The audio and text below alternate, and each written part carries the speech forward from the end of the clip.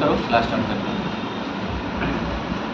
Rimane Margherita is Shanti Samrusha के संवाद में पहले बना तो अनुरूप से डाल देता है रिश्ता तो करुणा पर मैंने किस बात बना है पर रिश्ता दोनों पर सब प्राण उनका आने के साथ में रिश्ता जैसे हमारे रिश्ता दोनों रिश्ता सदा है इस पास में रिश्ता तो हमें कुछ समझ ले साथ में रिश्ता तो हमारे मन से बात करते रिश्ता और वर्षों का रिश्ता अच्छे से समझ के रिश्ता दूसरे समझ के रिश्ता इस तरह से रिश्ता तो हमें साथ में रिश्ता पास में रिश्ता क्या है रिश्ता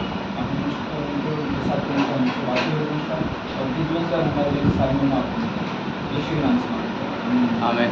ओके, तो किसी को कुछ याद है पिछली क्लास में मैंने क्या सिखाया था? जस्ट थोड़ा टॉपिक जस्ट रिवीजन के लिए हम लोग पिछले क्लास में क्या सिखाया था? हाँ, इसके पिछले क्लास में मैंने क्या सिखाया था, तो वो क्लास आप लोग जस्ट बता सकते हो। हाँ, ओके, पिछली क्लास में मैंने बताया था आप लोगों को, मैंने पिछली क्लास में सिखाया था पवित्र आत्मा की सेवकाई के बारे में। ठीक है, पवित्र आत्मा की सेवकाई प्रत्येक विश्वासियों के लिए। ठीक है, पहला मैंने टॉपिक बताया था प्रत्येक विश्वासियों के लिए क्या टॉपिक था, इसके बारे में बताया था मैंने।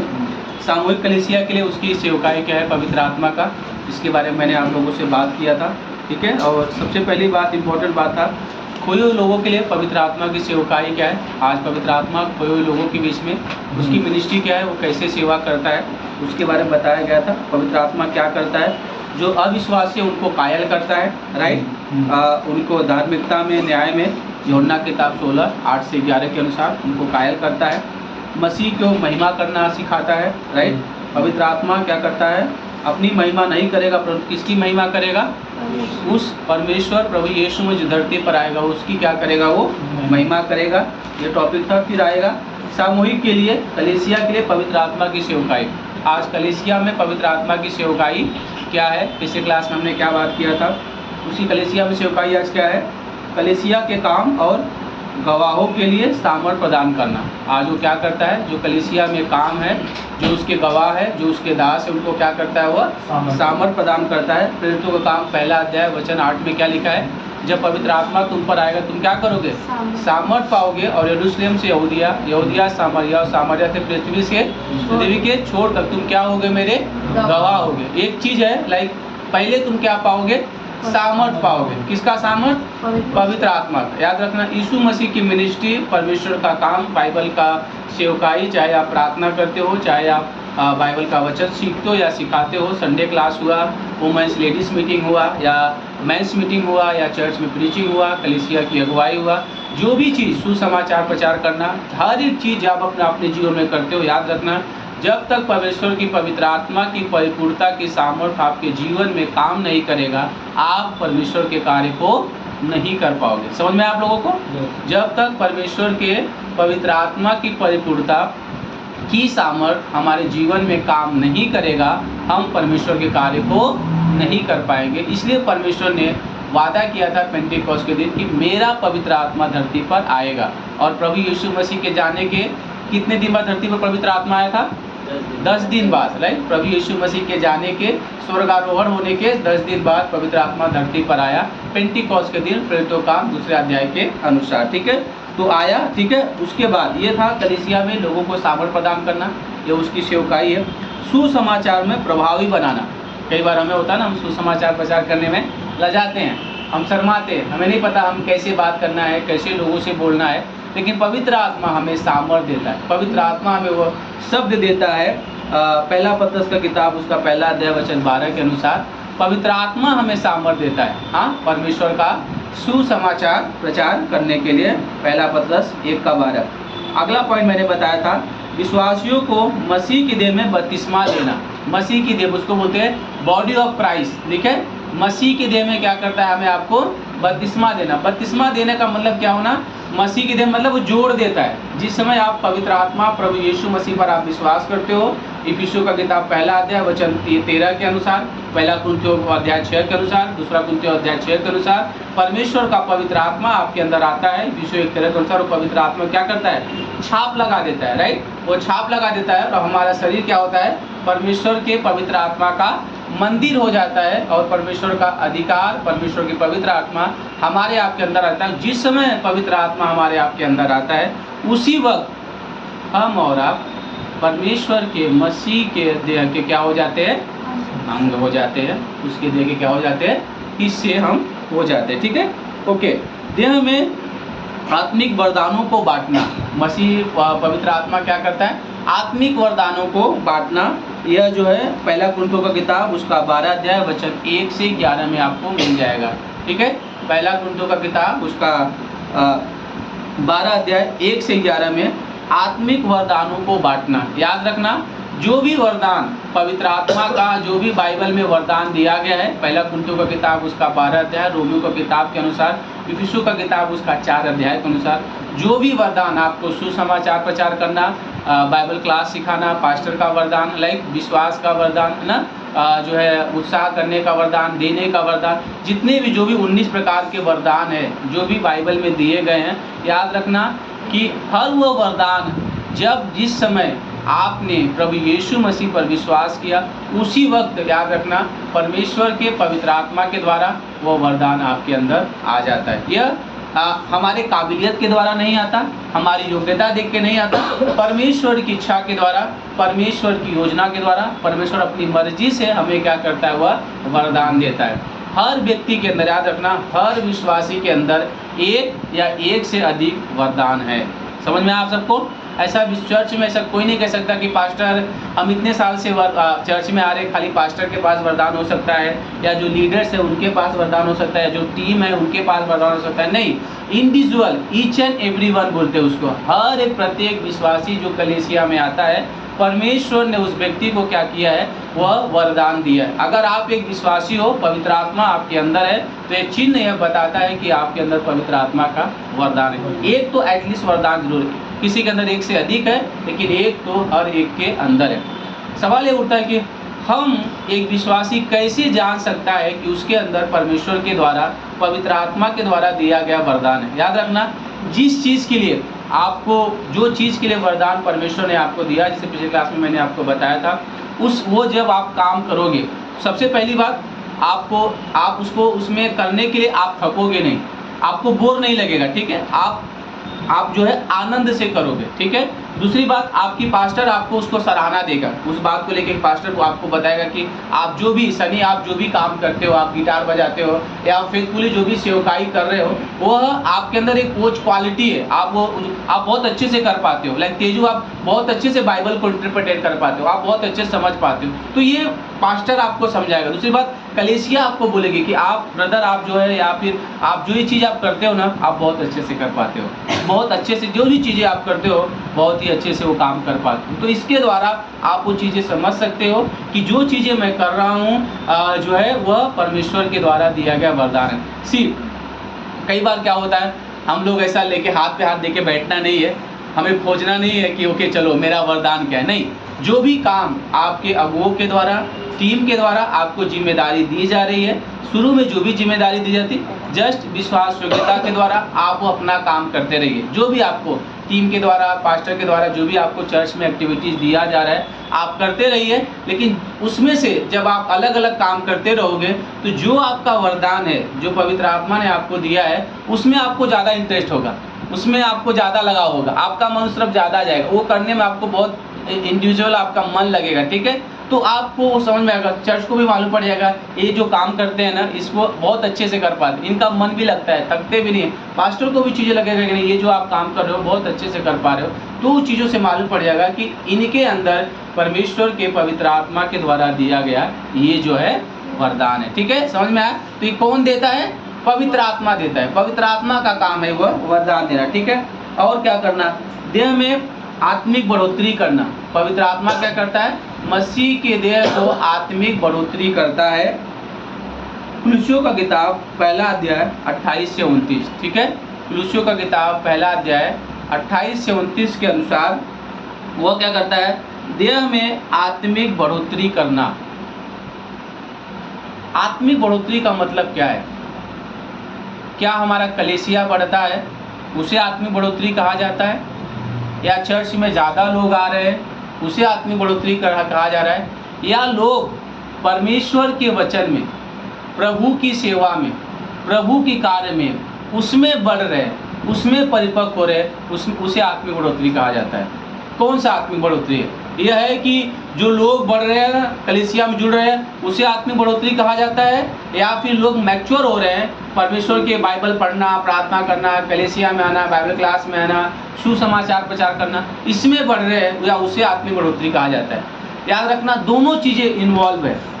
पहली चीज़ें आपको आती है, पहली चीज़ें याद रखना, पहली चीज़ें आती है वो है आपके अंदर आत्मिक बढ़ोतरी पहले आपके अंदर आएगा। समझ में आया? मतलब आपका पवित्र आत्मा क्या करेगा? आपको गाइड करेगा। ओके चलो आज बाइबल पढ़ना है ना, प्रार्थना करना है, संडे चर्च में जाना है, बाइबल स्टडी में जाना है, आज हमें हाउस प्रेयर में जाना है, विजिट के लिए हमें जाना है, आज बाइबल क्लास है, हमें बाइबल क्लास के लिए जाना है। तो ये उन्नति है, मतलब और आपको जिज्ञासा देगा, और आपको सीखने की, जानने की इच्छा होगा। और ये क्या होगा? ये चीज़ें जो आप जो इन्वॉल्व होते हैं, जो मैंने आपको बताया, जब आप इसमें इन्वॉल्व हो जाते हो तो पता है क्या होता है? आप पवित्र आत्मा की बढ़ोतरी के कार्य में सहभागी हो जाते हो। समझ में आया आपको?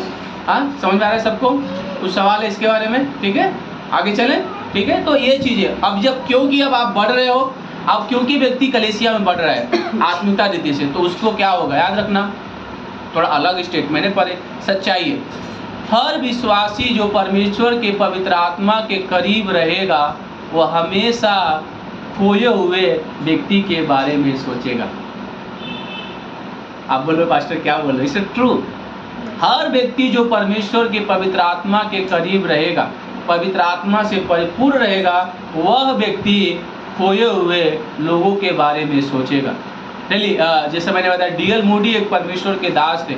उन्होंने अपने लाइफ में निर्णय लिया था कि मैं हर दिन प्रभु यीशु मसीह का एक व्यक्ति को तो एटलीस्ट सुसमाचार प्रचार करूंगा, मैं बताऊंगा। और एक दिन वो अपनी सभा, अपनी मीटिंग में बहुत ज़्यादा व्यस्त हो गए थे, जिसके कारण वो लेट घर पे आए और उस दिन सुसमाचार प्रचार नहीं किए। लेकिन रात को 11:30-12 बजे उनको याद आया कि आज मैंने किसी भी व्यक्ति को मैंने सुसमाचार प्रचार नहीं किया है। तो उस समय रात में वो घर से बाहर निकलते हैं और रोड पे ढूंढते हुए समुद्र के किनारे जाते हैं, और एक व्यक्ति मिलता है और उसको प्रभु का गॉस्पेल शेयर करते हैं और उसको सुसमाचार प्रचार करते हैं। और जैसे सुसमाचार प्रचार करते हैं, वह व्यक्ति सुनता है और विश्वास करता है। पता हो क्या बोलता है?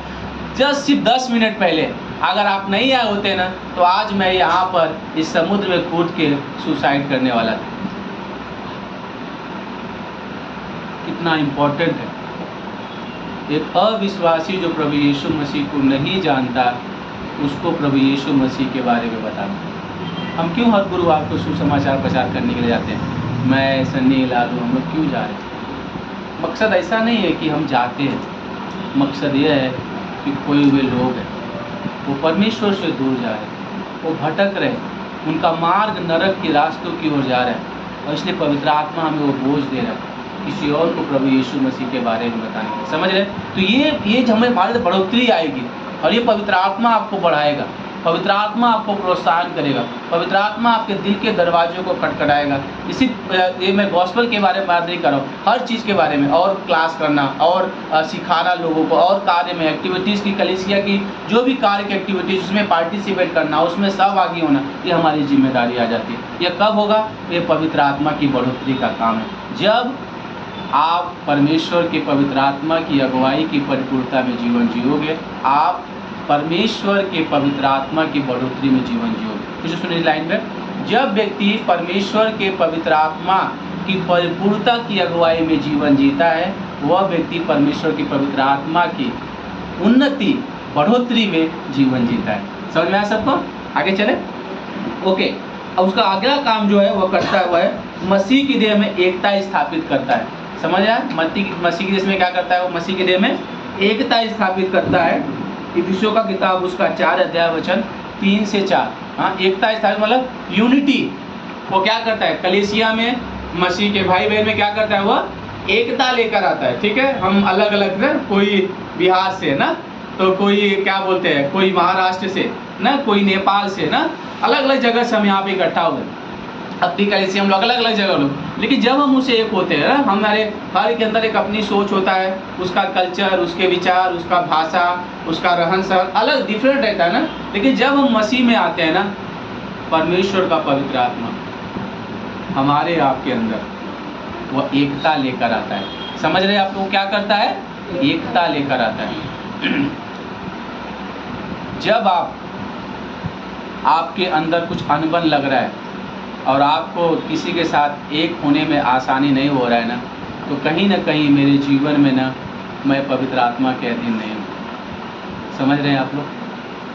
अगर मैं किसी को क्षमा नहीं कर रहा हूँ कलीसिया में, या मेरा किसी के साथ बनता नहीं है, पास्टर काल हमेशा कहते थे एक बात की, अगर आपके साथ कुछ किसी के साथ प्रॉब्लम है ना, बेस्ट तरीका है कि आप उस व्यक्ति के पास जाओ, अकेले में जाओ, उससे बात करो। क्योंकि क्या है, बाइबल क्या बोलती है कि मत्ती का किताब में ना, अगर आपके भाई के बीच में ना क्या हो है ना, कुछ अनबन हो ना, तो तुम क्या, जो तुम थाली लेकर आ रहे हो मंदिर में, तुम क्या करो, उसको पहले वहीं रखो, पहले अपने भाई के पास जाओ। क्या करना है?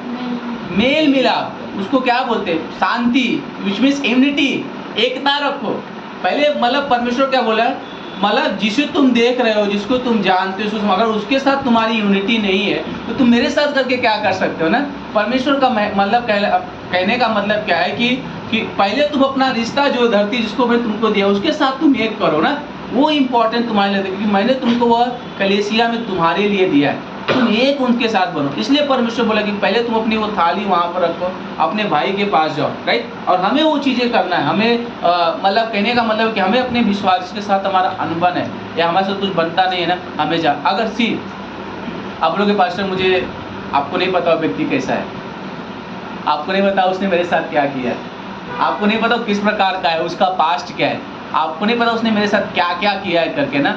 रियली मेरे साथ हुआ एक चीज़, मेरा एक बेस्ट फ्रेंड था, बहुत अच्छा दोस्त था, कुछ हुआ हमारे साथ, कुछ साल पहले हमारे साथ कुछ हुआ और बहुत क्लोज था, मतलब काफ़ी नज़दीक था मेरे, और बहुत मुश्किल हो रहा था, मतलब वो चला गया और कुछ चीज़ें था जिसके कारण मेरा मैंने, उसने मुझे बोला और फिर वो उस समय उसने झूठ बोला मेरे साथ, मैं गया और वहाँ पे था, मैं लगा तेरी चीज़ नहीं हो पा रहा था तो मुझे बोल सकता है, पर तू झूठ क्यों बोला? हाँ, तू यहाँ पे रह के तू मुझे से बोला कि मैं यहाँ पर नहीं हूँ, और मुझे तो पिछले 3-4 महीने से तो मुझे प्रॉब्लम कर, तुझे पता है मुझे गाँव जाना है। तो मैं उस दिन से ना, मैं उसके अंदर मेरे अंदर गुस्सा से भर गया, बोला नहीं मैं जाने दो, मैं आज के बाद मैं तुझे कभी संपर्क नहीं करूँगा। और मैं उससे काफ़ी दूर था ना, ले लिए मैं बहुत ज़्यादा गुस्सा से, क्यों किया उसने, दोस्त था मेरा, तुझे तो पता था चीज़ ना, एकदम वो हो जाएगा एकदम पूरा एंगर ने जैसा बढ़ गया। नहीं, उसके लिए प्रार्थना नहीं करूँगा, उसके लिए चीज़ नहीं करूँगा, लेकिन पवित्र आत्मा उसके लिए प्रार्थना करना, नहीं मैं नहीं करूँगा। आपको नहीं पता, आपको पता उसने मेरे साथ क्या किया। क्षमा करना है, 7 के 70 गुना क्षमा करना है। बार बार नॉक कर रहा है ना, कुछ चीज़ें था, लेकिन फिर भी मैं पता है, फिर एक दिन ऐसा होना, परमेश्वर ने मुझे बोझ दिया, मुझे उसके लिए प्रार्थना करना है, और मैं प्रेयर करते रहा करना चालू किया ना। अभी मैं पता है उस व्यक्ति से सामने से फ़ोन करता हूँ, और अभी पिछले हफ्ते मेरा उससे बात हुआ, मैंने बोला जब भी अगर आप फ्री हो तो आप ज़रूर मेरे घर पे आओ। बहुत मुश्किल है, क्योंकि जब उसके अधीन हो जाए तो वह एकता लेकर आता है। भजन संहिता 133 निकालिए, पढ़िए उसको, एकता के बारे में, उसको पूरा पंक्ति पढ़ना। भजन संहिता 133, एकता का सिद्धांत वही है, एकता का सिद्धांत डालना फिर नीचे लिखना भजन संहिता। क्या देखो, यह क्या ही भरी और मनोहर बात है कि भाई लोग आपस में मिले रहे। यह तो उस उत्तम तेल के समान है जो हारून के सिर पर डाला गया था और उसकी दाढ़ी पर बहकर उसके वस्त्र की छोर तक पहुंच गया। यह हेर्मोन की उस ओस के समान है जो सियोन के पहाड़ों पर गिरती है। यहोवा ने तो वही सदा के जीवन की आशीष ठहराई है। ओके, आमेन। एकता के बारे में ना, कैसे कि क्या ही मनोहर बात है कि भाई लोग आपस में मिलकर रहते हैं। वो होते ना, वो उसके जो तेल टपक रहा है हारून का, पता है उसका चित्र क्या है? हारून का तेल मतलब ना वो अभिषेक है। तेल मतलब किसका चित्र है? क्लास में क्या बताया था? तेल किसका चित्र है? अभिषेक। और किसको दर्शाता है तेल? पवित्र आत्मा का चित्र है। वो क्या बोला, वहां से उड़ेला गया और सिर से लेके पूरे उसके दाढ़ी से लेके क्या करा, उसके शरीर पर टप टप चू रहा है ना। चित्र क्या है? परमेश्वर का पवित्र आत्मा आपको अभिषेक किया है, राइट। हम परमेश्वर के पवित्र आत्मा पे विश्वासी हैं। आज पवित्र आत्मा हमारे आपके अंदर है, वो सील लग चुका है, छाप लग चुका है, और वो हमें एकता में लेकर आता है। अब वो तेल सर से चू रहा है, वो पूरे शरीर को देखकर किसका चित्र है? मसीह के देह को दर्शा रहा है ना। परमेश्वर लाइक वो तेल पूरा बोलते हैं ना, जब किसी व्यक्ति को अभिषेक किया जाता था ना तो ऊपर से तेल डाला जाता था और वो पूरा तेल ऊपर से पूरा नीचे तक आता था, पूरा सर से लेके नीचे तक। मतलब अब तुम जो देह है वो पूरे देह को पूरा तेल तेल हो जाता था। यह दर्शाता है कि मसीह की देह को परमेश्वर का पवित्र आत्मा क्या करता है, एक करता है। समझ रहे? और जब व्यक्ति परमेश्वर के पवित्र आत्मा की परिपूर्णता में जीवन जीता है ना, उसे एकता में होना, मेल मिलाप करना, शांति रखना आसान हो जाएगा। समझ में आया आपको? मैं एक किताब पढ़ रहा हूँ, लीडरशिप की किताब इन दिनों में, कि आत्मिक अगुवापन। अगर आपके पास समय हो रेली किताब को पढ़िए, बेस्ट किताब है रेली, एक पास्टर के लिए ना वन ऑफ द बेस्ट किताब है कि आत्मिक अगुवा, लीडरशिप किताब है। मैं पढ़ रहा हूँ अभी इन दिनों में, काफ़ी इंकरेजमेंट है। लाइक उसमें एक स्टेटमेंट है ना, अगर आप अगुवा, लाइक बहुत सारी चीज़ें हैं ना, अगर आप परमेश्वर के पवित्र आत्मा की परिपूर्णता में, परमेश्वर की अगुवाई में नहीं चलना चाहते, याद रखिए कि अलग बहुत स्ट्रॉन्ग वर्ड है, बोलते हैं ना, मिनिस्ट्री छोड़ के जॉब करो। सीरियसली छोड़ दो, आप मिनिस्ट्री जाके काम करो। अगर आपके अंदर डिसिप्लिन नहीं है, आपके अंदर वो प्रेम नहीं है, वो क्षमा का हृदय नहीं है, लगभग बहुत सारे 29 चीज़ें ज़्यादा था उसमें पूरा। मैं मार्क कर रहा था कि मेरी कमियां कहाँ पे है, राइट। मैं वो चीज़ें देख रहा था कि बहुत ज़रूरी है, लेकिन कैसे होगा? वो आत्मा की अगुवाई में ना, वो क्या करता है, वो हमें वो एकता स्थापित करता है। अगला पॉइंट जो था वो विश्वासियों के बीच सहभागिता को बढ़ावा देता है। फिलिपियों का किताब उसका 2 अध्याय वचन 1 के अनुसार पढ़िए। 2:1 में क्या लिखा है? फिलिपियों 2:1 विश्वासियों के बीच सहभागिता को बढ़ावा देता है। तथा यदि मसीह में कुछ शांति और प्रेम से ढाढ़स और आत्मा की सहभागिता, आत्मा की सहभागिता, अंडरलाइन कर लीजिए पंक्ति को, आत्मा की सहभागिता। आगे पढ़िए तेजू। और कुछ करुणा और दया है। ओके, आत्मा की सहभागिता क्या बोले? सहभागिता मतलब संगति को दर्शा रहा है। ठीक है, अभी हमने एकता के बारे में देखा। अब दूसरा पवित्र आत्मा क्या करता है? सहभागिता मतलब संगति करना, फेलोशिप जिसको बोलते हैं ना, फ्रेंडशिप करते हैं, हम सहभागी होते हैं ना। हम कई बार क्या होते हैं, हम सहभागिता पता है आफ्टर, कई बार अक्सर होता है, अभी तो ये चीज़ें नहीं हो, लेकिन हम लोग जब गांव में था ना, पता है ना, अक्सर छुट्टियों के बाद हम लोग कुछ दोस्त लोग क्या होते थे, मिलते थे, एक साथ होते थे ना कहीं पे ना। अभी तो फ़ोन हो गया तो ज़्यादा चीज़ें, कुछ चीज़ नहीं दिखता है, बट गांव में अक्सर होता है, कुछ 2-4 दोस्त लोग कहीं रोड पे या कहीं सड़क पे या कहीं भी बैठ के क्या करते हैं, बातें करते हैं ना, आपस में बातें करते हैं, वो सहभागी रखते हैं। पर यहाँ पर वो संसार की सहभागिता के बारे में नहीं बात कर रहे हैं, वो आत्मा की सहभागिता के बारे में बात कर रहे हैं, आत्मिकता की सहभागिता। ये आत्मा की क्या बोलते हैं, ये आत्मा की सहभागिता क्या है, ये आत्मा की संगति क्या है? जब व्यक्ति हम इकट्ठा होते हैं, हम परमेश्वर के वचन के बारे में, परमेश्वर के कार्य के बारे में, परमेश्वर के गुण के बारे में बात करते हैं, या यूँ कहें हम परमेश्वर की संगति हम करते हैं, उसे हम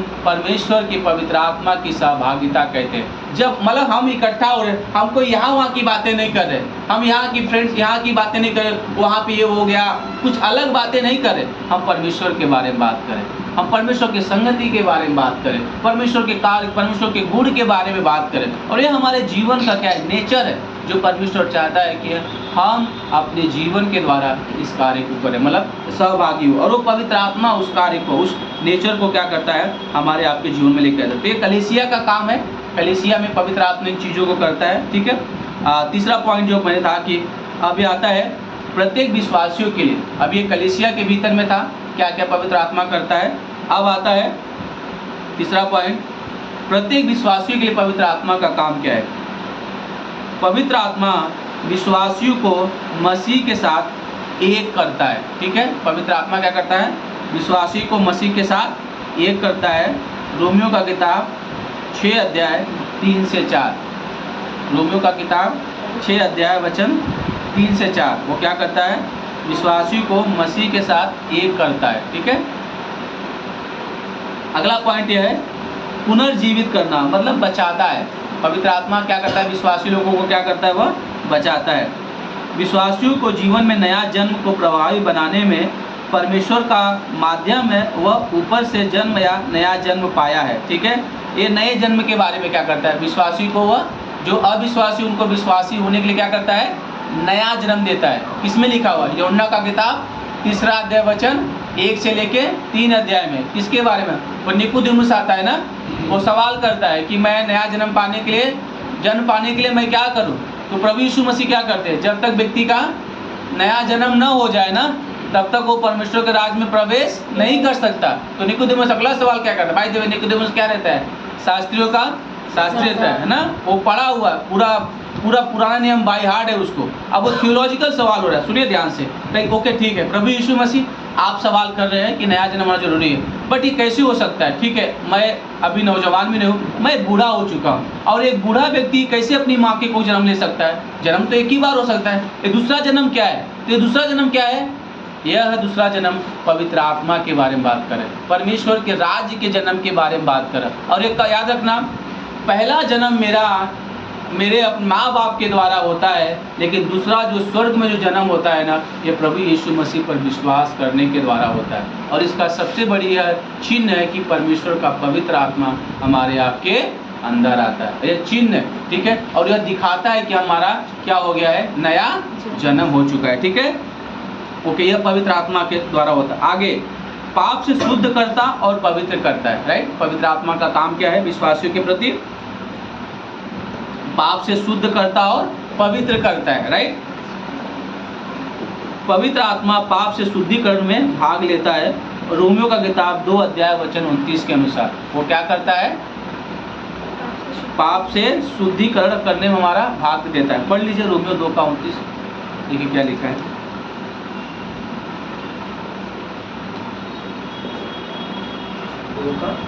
2 का 29 रोमियो का 2 का 2 का 29।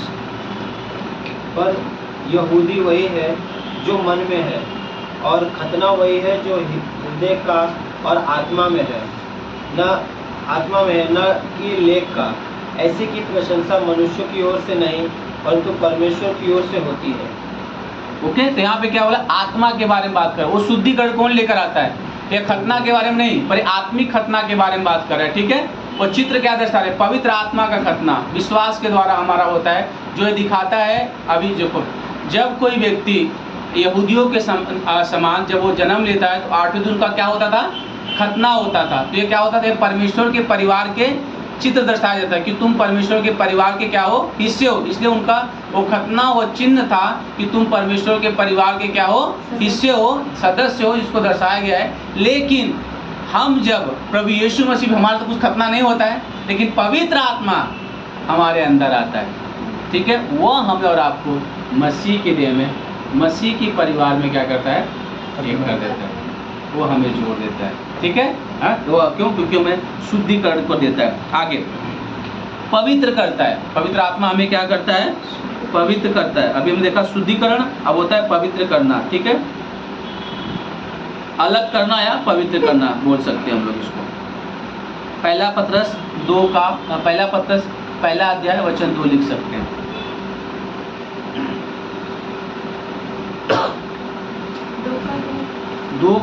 पहला पत्रस का पहला अध्याय 2 वचन। पहला पत्रस का पहला अध्याय 2 वचन। अगला पॉइंट है, पूर्ण और स्थायी वास करता है। पूर्ण और स्थायी वास करता है। विश्वासियों के अंदर वो क्या करता है? पूर्ण तरह से स्थायी और क्या करता है? वास करना। वास करना मतलब निवास करना। ठीक है, वो क्या करता है? निवास करता है। रोमियो का 8 का 9 पढ़ लीजिए।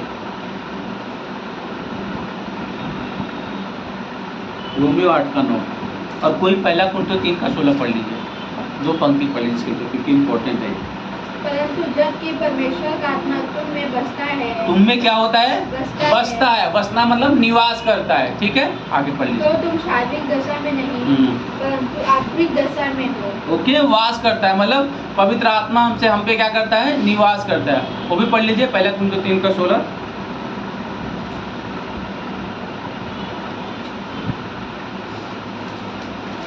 क्या तुम नहीं जानते कि तुम परमेश्वर का मंदिर हो, और परमेश्वर का आत्मा तुम में वास करता है? ओके, पवित्र आत्मा विश्वासी में स्थायी रूप से निवास करता है। अब थोड़े समय के लिए मैं चाहता हूँ थोड़ा ये जस्ट 2-3 मिनट के लिए इस टॉपिक के बारे में सुनिए। स्थायी का मतलब क्या है? निवास का मतलब क्या है? इसका मतलब यह है कि जिस क्षण आपने प्रभु यीशु मसीह पर विश्वास किया, परमेश्वर का पवित्र आत्मा आपके अंदर आके मुहर लगा दिया, छाप लगा दिया, आपका शरीर परमेश्वर के पवित्र आत्मा का मंदिर हो गया, आप परमेश्वर के देह के हिस्से हो गए, आप परमेश्वर के बेटे बेटियां हो गए। यह दर्शा, याद रखना, अब पवित्र आत्मा, पुराने नियम में क्या होता था, पवित्र आत्मा आता था और चला जाता था, समझ में आया? पुराने नियम में क्या होता, पवित्र आत्मा आता था और चला जाता था, लेकिन नए नियम में पेंटिकोस के दिन वो पवित्र आत्मा आया, अब वो हमेशा के लिए धरती पर है। कब तक? जब तक विश्वासी का क्या ना हो जाए, रैप्चर, ठीक है? जब तक विश्वासी का रैप्चर नहीं हो जाएगा तब तक पवित्र आत्मा इस धरती पर क्या करेगा, निवास कर रहा है। और याद रखना, अब पवित्र आत्मा, क्योंकि हम विश्वासी हैं, हम पे विश्वास किया स्थायी करता है, तो पवित्र आत्मा अब जाता नहीं है। कई बार लोग, बहुत सारे चर्च क्या बोलते हैं, अगर तुमने कोई पाप किया ना, तुम कुछ गलत किए ना, तो पवित्र आत्मा तुमको छोड़ के चला जाएगा। नहीं, ऐसा नहीं। याद रखना, पवित्र आत्मा हमारे आपके अंदर ही रहता है, ठीक है?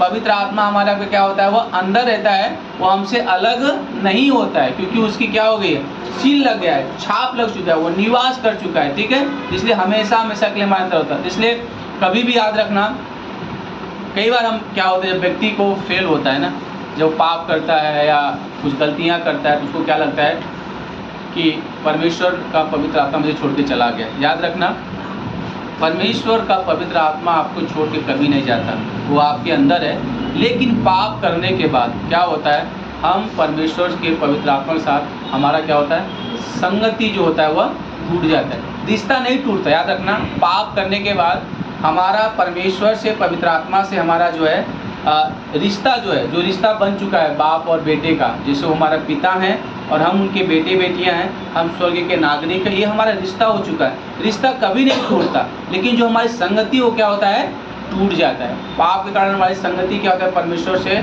पवित्र आत्मा हमारे अंदर से टूट जाता है, क्योंकि हम खुद निर्णय ले लेते हैं हम परमेश्वर से दूर जाएंगे, हम पाप करेंगे, लेकिन क्योंकि पवित्र आत्मा पवित्र, इसलिए पाप में सहभागिता नहीं करता, इसलिए हमारे साथ वो संगति नहीं हो पाती, बट वो हमारे अंदर रहता है। इसलिए क्या लिखा है, पहला यूहन्ना का किताब, उसका पहला अध्याय वचन 9 में क्या लिखा है, जब कोई व्यक्ति अपने पापों क्या करता है, मान लेता है, कबूल करता है, उसे क्या करता है, छोड़ देता है, वो क्या करता है, छोड़ देता है, तो परमेश्वर क्या करता है, उसे विश्वास होने क्या उसे धर्मी ठहराता है। मतलब हमें, जब मैं कुछ पाप किया या मैंने कुछ गलत किया, तो हमें पता है इफिसियों 4:30 के अनुसार पवित्र आत्मा क्या होता है, शोकित होता है। इफिसियों 4:30 में क्या लिखा है, पवित्र आत्मा क्या होता है, शोकित होता है। अब क्योंकि वो शोकित हो रहा है हमारे पाप को, लेकिन जब मैं परमेश्वर सामने कबूल करता हूँ और उन्हें उसे छोड़ देता हूँ, तो हमारी जो संगति है वो वापस से क्या होता है, स्थापित, एक हो जाता है। हम वापस से परमेश्वर के साथ, पवित्र आत्मा के साथ हम सहभागिता करना। लेकिन पवित्र आत्मा, याद रखना, कभी हमें छोड़ के नहीं जाता, वो अलग नहीं होता है ना, ठीक है? वो ऑलरेडी हमारे आपके अंदर है। इसलिए हमें न ही पवित्र आत्मा को बुलाना है कि आप पवित्र आत्मा, और न ही हमें ये सोचना कि पवित्र आत्मा मुझसे अलग हो चुका है। नहीं, पवित्र आत्मा आपके अंदर है, वो छाप लग चुका है, आपके अंदर स्थायी है, वो आपके अंदर निवास करता है। लेकिन हाँ, जब आप पाप करते हो तो आपके अंदर वो संगति है, जो क्या बोलते हैं, सहभागिता है, वो टूट जाता है, वो अलग हो जाता है। पर जो रिश्ता है आपका, वो कभी भी टूटता नहीं है, ठीक है? ओके, आप बोलोगे उदाहरण, एक बेस्ट उदाहरण है, जब कोई बेटा या बेटी हमारे परिवार में जन्म लेता है ना, तो जिस समय जन्म लेता है तो उसके पीछे किसका नाम जुड़ जाता है, उसके पिता का, राइट? कि ये सो एंड सो जो है अरविंद भाई, अंजलि ना, अरविंद अंजलि यादव, वो जुड़ गया, अंजलि अरविंद यादव, उनके पिता का नाम जुड़ गया। अब वो बेटी है, या जैसे मेरा, कल को मेरा बच्चा होता है तो मेरे पीछे वो नाम जुड़ गया। बट अभी कल को मेरा लड़का जो हुआ है, बेटी या बेटा हुआ, कुछ भी गलत करता है, कुछ भी अगर सुनो, तो इसका मतलब ये नहीं कि मेरा बेटा नहीं है कि नहीं? कल को कुछ गलत हो जा रहा है या कुछ भी होता है, इसका मतलब नहीं मेरा बेटा नहीं, वो मेरा बेटा है, ठीक है? भले वो क्या बोलते हैं, वो रिश्ता टूट गया है ना, वो जो संगति टूट गया, आज वो मुझसे अलग हो गया या कहीं गलत संगति में जीवन जी रहा है, कुछ भी व्हाटएवर वो कर रहा है, पर इसका मतलब ये नहीं कि वो मेरा बेटा नहीं है, वो मेरे परिवार का हिस्सा है, वो मुझसे जन्म लिया, वो मेरा है, ठीक है? भले वो गलत स्थान पर है, पर वो मेरे ही नाम से कहलाया जाएगा। समझ रहे क्या बोलना चाहता हूँ? उदाहरण कहने का मतलब यह है कि मेरा उस बेटे के साथ मेरा संगति टूट सकता है उसके गलत बर्ताव की वजह से, गलत निर्णय लेने की वजह से, पर जो मेरा उसका रिश्ता है बाप और बेटे का ना, बेटी और बाप का, वो कभी टूट नहीं सकता। तो ये चीज़ें है, समझ में आया? ओके, आगे चलते हैं। आगे उसका क्या होता है, विश्वासियों के प्रति क्या करता है, मुहर लगाता है, उद्धार सुरक्षित करता है। ठीक है, मुहर लगाना समझ में आया ना, मैं वही छाप लगाना, मुहर लगाना मतलब छाप लगाना। सब विश्वासियों को आत्मा द्वारा रक्षा होती है, जो हमारे पूर्ण छुटकारे के लिए बयाने के रूप में दिया गया है। ठीक है, यह आपको इफिसियों का किताब उसका पहला अध्याय 13 से 14 ये वचन लिख लीजिए, और इफिसियों 4 का 30। ठीक है, ये मैंने आपको बताया अभी, वो छाप लग चुका है। मुहर मतलब छाप लगाना। ठीक है, तभी हमारे आपके अंदर क्या हो गया, पवित्र आत्मा की छाप लग चुकी है। ठीक है, ओके, आगे है उद्धार की निश्चयता देना। ठीक है, उद्धार की क्या करना, निश्चयता देना, मतलब आत्मा हमारी आत्मा के साथ गवाही देता है कि हम परमेश्वर की क्या है, संतान है। रोमियो का किताब उसका 8 अध्याय वचन 16 के अनुसार, रोमियो 8:16 यह बताता है कि हम परमेश्वर की पवित्र आत्मा की, परमेश्वर की क्या है, संतान है ना, राइट, परमेश्वर की हम संतान है, और यह पवित्र आत्मा के द्वारा होता है। ठीक है, निश्चय दिलाता है हमारे अंदर। याद रखना कि एक विश्वासी कभी भी प्रभु यीशु मसीह पर विश्वास करने के बाद कभी भी अपना उद्धार नहीं हो सकता। ये बात याद रखिए, चाहे उसका जीवन कैसा भी हो या कुछ भी करे, लेकिन कभी भी याद रखना कि अगर उसने सच्चे दिल से प्रभु यीशु मसीह पर विश्वास कर लिया, तो अपना चाहे वो पाप में जीवन जिए, चाहे कुछ भी करे कैसा भी, लेकिन वह परमेश्वर के परिवार से या परमेश्वर के जो उसको छुटकारा दिया है कि पाप से, नरक से, दुष्टता से छुटकारा पाके स्वर्ग में जाना, वह कभी भी परमेश्वर से छीन नहीं सकता। उसका उद्धार पूरी तरह से, संपूर्ण तरीके से, जो अटोनमेंट है, जो यीशु मसीह जो अटोनमेंट बोले, जो छुटकारा का जो काम था, जो क्रूस पर किया, वो पूरा हो चुका है। यूहन्ना का किताब 19 अध्याय वचन 30 के अनुसार भरपाई पूरी हो चुकी है, संपूर्ण कार्य पूरा हो चुका है, उद्धार की भरपाई पूरी हो चुकी है। इसलिए व्यक्ति कभी भी विश्वासी एक बार होने के बाद वो अपना उद्धार कभी भी नहीं खोएगा। याद रखना, कभी भी नहीं खोएगा। उदाहरण के तौर पे क्रूस पर जो चोर था, क्या उसने अच्छा काम किया था? क्या उसने कभी चर्च गया था? क्या उसने बाइबल पढ़ा था? क्या उसने कुछ किया? कुछ नहीं किया था। बस उसने आखिरी चीज परमेश्वर से किया, हे परमेश्वर, जब आपका राज है तो मुझे क्या करना, याद करना। और प्रभु ने क्या बोला, आज तू मेरे साथ क्या करे, कहाँ होगा, स्वर्ग में होगा। कोई काम नहीं किया था उसने, लेकिन सिर्फ आखिरी मोड़ में विश्वास किया और प्रभु ने उसको स्वर्ग में क्या किया, स्वीकार किया। और कुछ व्यक्ति थे ना बाइबल में जिनका जीवन अच्छा था। पुराने में साउल राजा, उसका जीवन अच्छा था नहीं था ना, कितना परमेश्वर से दूर जाया। दाऊद जो परमेश्वर का अभिषिक्त था, उसको कितनी बार मारने के लिए हुआ, कितनी बार वो, यहाँ तक कि अपने आखिरी समय में वो भूत सिद्धि के पास चला जाता है, राइट, उसके पास जाके बोलता है तुम्हें किसी को बोला। फिर साउल वहाँ पर आता है, क्या बोलता है कि कल तू जो है तेरा आखिरी समय है, और जहाँ पर मैं हूँ वहाँ पे तू क्या होगा, मेरे साथ होगा। क्या मतलब है उसका? साउल जो है, शमूएल कहाँ था, स्वर्ग लोक में था उस समय, राइट। वो क्या बोल रहा है, तू भी मेरे साथ क्या होगा, स्वर्ग लोक में होगा। इतनी बड़ी गलती करने के बावजूद भी परमेश्वर अपनी कृपा के द्वारा, इफिसियों का किताब 2 अध्याय वचन 8 के अनुसार, अपने अनुग्रह के द्वारा व्यक्ति का उद्धार करता है, और वह व्यक्ति उसको संपूर्ण तरीके से परमेश्वर उसका स्वर्ग में स्वीकार करता है। और व्यक्ति चाहे कैसा भी हो, विश्वासी होने के बाद चाहे कितना भी हो, वह अपना उद्धार कभी भी खो नहीं सकता। उद्धार खोने का मतलब है वह व्यक्ति कभी भी परमेश्वर उसको नरक नहीं भेजेगा। समझ में आपको? ओके, आगे चलें। ओके, आगे अगला पॉइंट है सेवकाई और योग्यता के लिए भर देता है। ठीक है, हमें योग्य बनाता है। सेवकाई और योग्यता के लिए हमें भर देता है पवित्र आत्मा। पवित्र आत्मा उस विश्वासी को अगुवाई, नियंत्रण तथा प्रेरित करता है जो उसके लिए समर्पित है। इफिसियों का किताब 5 अध्याय वचन 18 के अनुसार। ठीक है, हाँ, हमें मदद करता है सेवकाई के लिए। इफिसियों 5:18 के अनुसार। अगला पॉइंट है विश्वासियों के जीवन में मसीह के समान फल उत्पन्न करता है, राइट। वो क्या करता है, मसीह के समान हमें वह फल उत्पन्न करता है। गलातियों की किताब उसका 5 अध्याय 22 से 25। पवित्र आत्मा के 9 फल है, क्या है? हाँ, प्रेम, आनंद, शांति, धीरज, कृपा, भलाई, विश्वास, नम्रता और संयम। ठीक है, ये कभी आता है जब व्यक्ति क्या करता है, जब उसकी अगुवाई में ना जीता है। तो जो मसीह का फल है वही फल, पवित्र आत्मा का जो फल है हमारे जीवन के द्वारा क्या होता है, प्रकट होता है। ठीक है, अगला पॉइंट गलातियों का 5 अध्याय 22 से 25।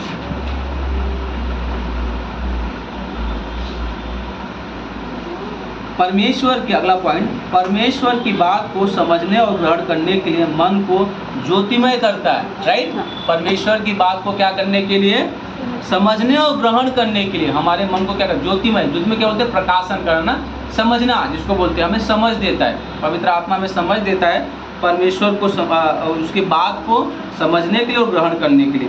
पहला कुरिन्थियों का किताब 2 अध्याय 10 से 15 वचन लिख लीजिए, घर पे जाके आप पढ़ लेना। उसके बाद समय कम है तो मुझे अगला टॉपिक कवर करना है। ठीक है, ओके। पहला कुरिन्थियों किताब 2 अध्याय 10 से 15। विश्वासियों के लिए परमेश्वर की इच्छा अनुसार प्रार्थना करता है। हमारे लिए क्या करता है, वह प्रार्थना करता है। राइट ना, पवित्र आत्मा हमारे लिए क्या करता है, प्रार्थना करता है ना। पवित्र आत्मा विश्वासियों को उनके कमजोरियों में मदद करता है। रोमियो का किताब 8 अध्याय 26 से 27, एक्सक्यूज मी, वहाँ पे क्या लिखा है कि पवित्र आत्मा हमारे लिए क्या करता है, आए भर भर जो बयां से बाहर है क्या करता है, हमारे लिए प्रार्थना करता है। राइट, वो विश्वासियों के लिए प्रार्थना करता है। झूठी आत्मा और शिक्षकों को परखता है। वाह, ये पॉइंट लिख लीजिए। झूठी आत्मा और शिक्षकों को क्या करता है, परखता है। पवित्र आत्मा झूठी आत्मा और शिक्षकों को क्या करता है, परखता है। पवित्र आत्मा विश्वासियों को झूठ और सच्चाई को पहचानने में मदद करता है। पहला यूहन्ना किताब 4 अध्याय 1 से 4। पहला यूहन्ना किताब उसका 4 अध्याय 1 से 4।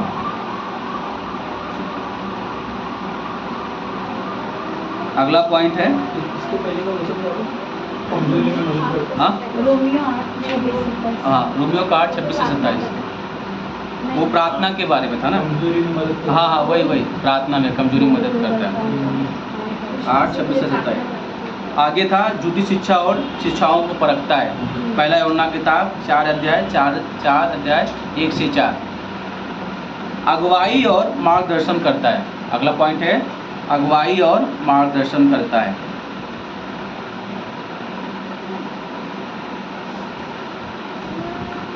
रोमियो का किताब 8 अध्याय 14 वचन। मतलब इसका मतलब है पवित्र आत्मा विश्वासियों को जीने का सही मार्ग दिखाता है। ठीक है, अगुवाई करना, मार्गदर्शन करना मतलब सही मार्ग दिखाता है। रोमियो का 8:14। अगला पॉइंट है, विश्वासी को सच्चाई सिखाता है। यूहन्ना का 16:12 से 15। यूहन्ना का 16:12 से 15 विश्वासी को सच्चाई सिखाता है। वाह, कितने अद्भुत पॉइंट है। कितना इंग्रेज में मिला है ना पवित्र आत्मा के कार्य के बारे में। हम बहुत लाइटली ले लेते हैं ना कई बार। सोच लो कितने सारे काम, कितना चीज़ें परमेश्वर पवित्र आत्मा ना किस तरह से विश्वासी को सच्चाई सिखाता है।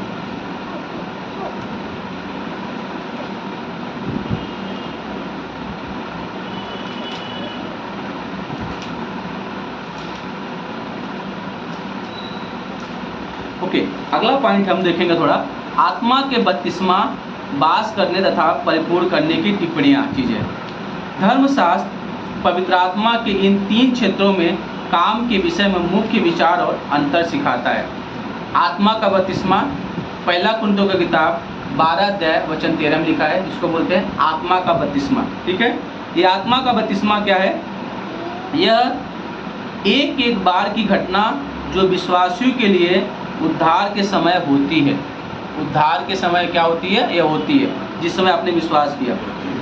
विश्वासी को मसीह की देह में रखता है। यह क्या करता है, बपतिस्मा का मतलब क्या है, यह उद्धार के समय हमें रखता है, मसीह को एक देह में रखता है। ठीक है, चिन्ह को प्रकट होना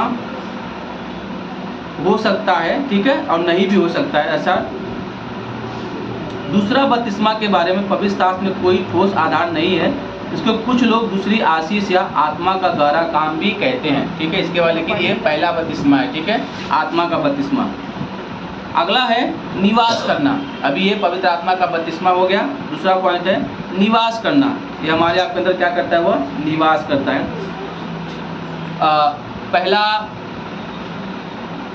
पहला कुरिन्थियों का 6 अध्याय वचन 19 में लिखा है, और यूहन्ना का 14 का 17 लिख लेना।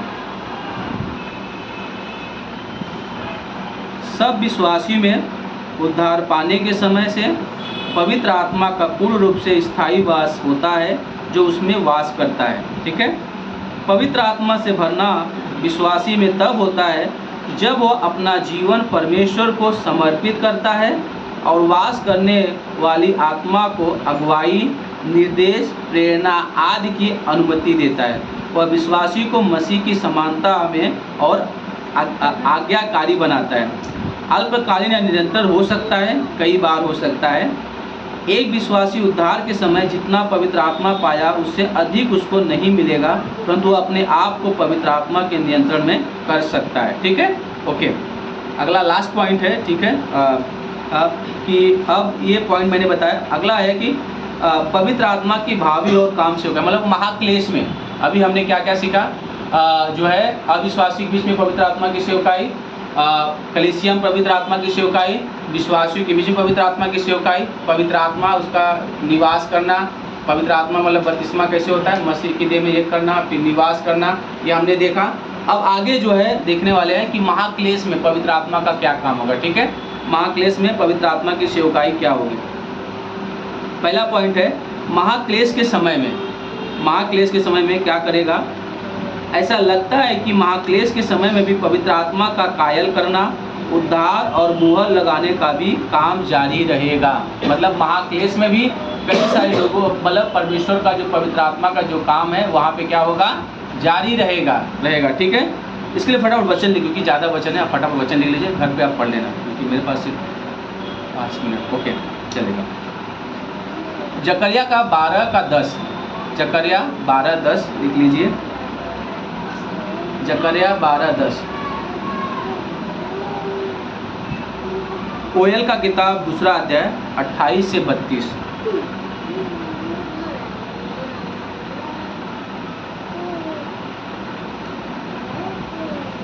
जकरिया का किताब 4 अध्याय 1 से लेके 6। और ये सबसे मेन अगला पॉइंट, अगला वचन है वह है प्रकाशित वाक्य का किताब उसका 11 अध्याय 1 से लेके 12। लिख लिया आपने, मैं रिपीट करता हूँ, अगर नहीं लिखो तो मैं रिपीट करता हूँ, डोंट वरी। हाँ, 11 अध्याय 1 से लेके 12 मैं रिपीट करता हूँ वापस से। ठीक है, जकरिया का किताब 12 अध्याय वचन 10, कोयल का किताब 2 अध्याय 28 से 32, जकरिया का किताब 4 अध्याय 1 से लेके 6, प्रकाशित वाक्य किताब 11 अध्याय 1 से लेके 12। ये दिखाता है कि महाक्लेश के समय में भी पवित्र आत्मा का काम वहाँ पे दिखाई देता है। ठीक है, दूसरा जो है पवित्र आत्मा का काम है वह है 1000 वर्ष के राज्य के समय में। ये महाक्लेश के समय में। अब अगला है 1000 वर्ष के राज्य के समय में यह पवित्र आत्मा का वहाँ पे सेवकाई दिखाई देता है। क्या रहेगा सेवकाई वहाँ पर, जब मसीह पृथ्वी पर 1000 वर्ष तक राज्य करेंगे तो परमेश्वर का आत्मा उसमें और सब विश्वासियों में रहेगा। ठीक है, वहाँ पे सब विश्वासियों में रहेगा। जब मसीह पृथ्वी पर 1000 वर्ष तक राज्य करेंगे तो परमेश्वर का आत्मा उसमें और सब विश्वासी में रहेगा। ठीक है, यशायाह का किताब 11 अध्याय 1 से लेकर 16। याद रखिए, आपको होमवर्क है जो मैंने वचन अभी दे रहा हूँ कि घर पे आप लोग जाके पढ़ सकते हैं। ठीक है, यशायाह का 11 अध्याय 1 से 16 और हेजकेल का किताब 36 अध्याय 24 से 30। हेजकेल का 36 का 24 से 30, 36 अध्याय का 24 से 30 वचन और यशायाह का 11 1 से लेके 16 वचन। ठीक है, यह आपको है महाक्लेश के समय में, ये महाक्लेश समय में पवित्र आत्मा का काम अभी 1000 साल के बाद। ठीक है, अभी हो गया। ठीक है, तो अभी क्लास हम यहीं पे एंड करेंगे। अगली क्लास में हम लोग सीखने वाले एंजोलॉजी। एंजोलॉजी मतलब स्वर्गदूत। स्वर्गदूत के काम क्या है, स्वर्गदूत कहाँ से उत्पन्न हुए, स्वर्गदूत को किसने बनाया, किस समय में बनाया, कितने स्वर्गदूत हैं, आज उनकी सेवकाई क्या है, उस समय उनकी सेवकाई क्या थी। ये सारी चीज़ें हम लोग डिटेल में अगली क्लास में हम लोग जो है सीखने वाले हैं। तो इसलिए ज़रूर क्लास में बने रहिए और प्रभु आप लोग को आशीष दे। ठीक है, तेजू प्रार्थना करेंगे फिर क्लास को बंद करते हैं।